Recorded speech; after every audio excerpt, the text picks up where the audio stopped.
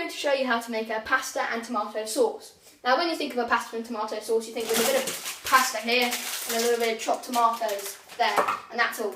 No, scrap what you know about that. We're going using lots of ingredients, and it's going to be a great comforting meal.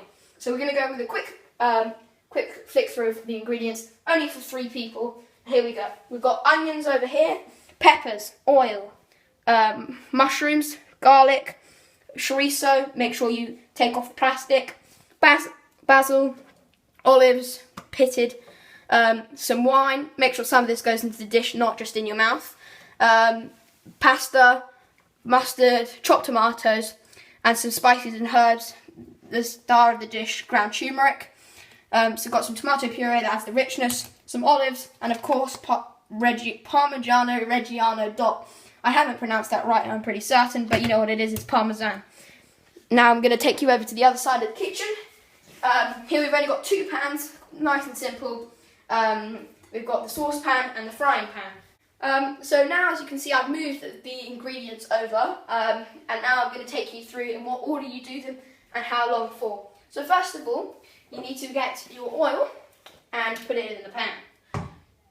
Because at this stage of the thing, we are trying to caramelise the onions.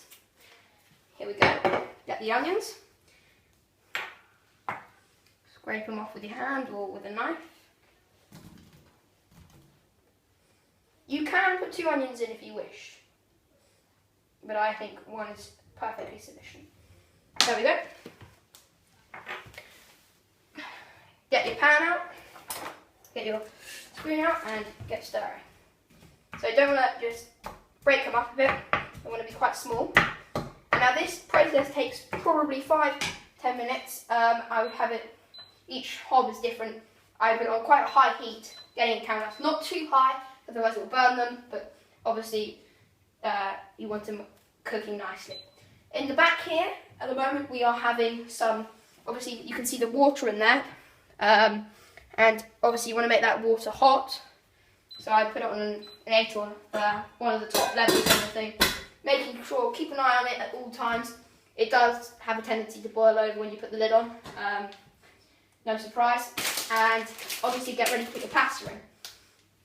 As you can see here, in here we've got them browning and golden.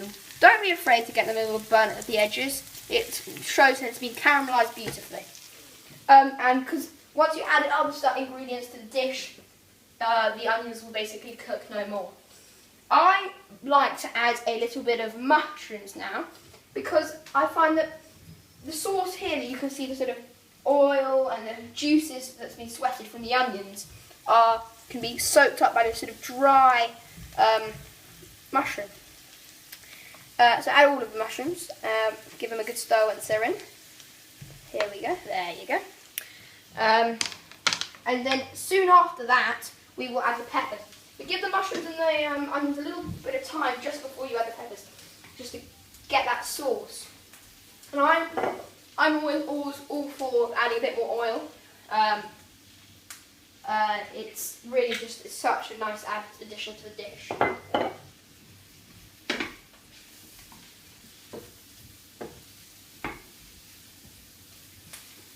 Now, because they've had a bit of time there, doesn't need to be too long, I'm going to add the peppers. Try and make sure they don't fall on the floor again. In they go. And so, as you can see here in the dish, it's all going along very nicely. And I'm just going to show you what's happening here. You can see it's starting to get some heat. So I hope you can hear me over the roar of this. But as you can see, steam is coming off. You might want to put the fan on, just so you don't set off the smoke alarm. I'm now going to probably add some olives, and I will then put the pasta in. The olives are great acidity. There you go. And you might as well, while you're at it, bung in the chorizo. And so as you see, you've only got really the garlic left to add, and that will be when you add sort of tomato puree and tomato sauce. Give it a good stir. Now, I'm going to add my favourite ingredient. Got to be some ground turmeric. Now, I like to get the right amount. You can sometimes pour way too much in. I like to put it in here. And as you can see, it will add so much colouring to it. I would say don't be afraid to add a lot. Try and get it spread around the dish, and a little bit of paprika doesn't go amiss. Look at that, just looks, to me it looks heavenly. You'll add the mixed herbs towards the end, so don't add them now. Because this is trying to get the spices not burnt, but cooking and infusing with the rest of the dish. I'm now going to add the pasta. You can see probably on the side of the pasta it will say how much pasta it is for about 3 or 4. If not, you can search it up online. It depends how hungry you are, to be honest. So I'm going to pour some in.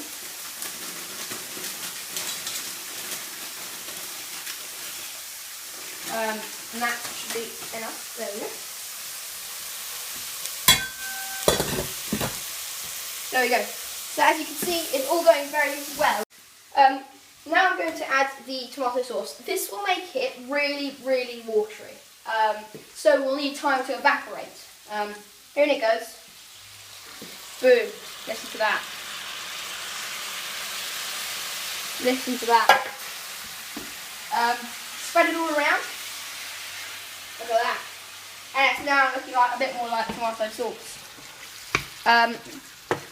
I'm now going to show you a little trick that you might know or have heard about. So obviously you don't want to be left with sort of remains of tomatoes in there. You might as well use it all. You don't want anything going to waste. So pour a bit of the wine in there. Be generous. And then give it a good shake. Make sure it doesn't go over the edge. I do it over the sink, or you can do it over the dish. And there, in it goes. You can see.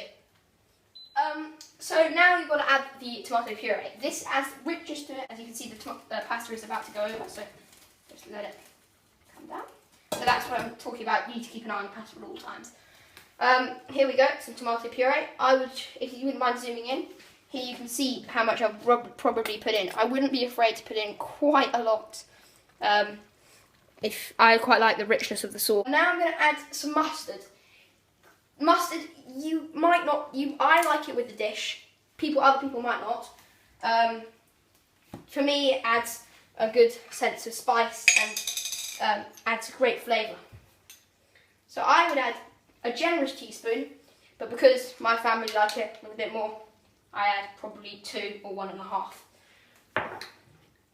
Now, the finishing touches, you can put a bit of honey in. Don't put too much in or it'll overpower the sweetness.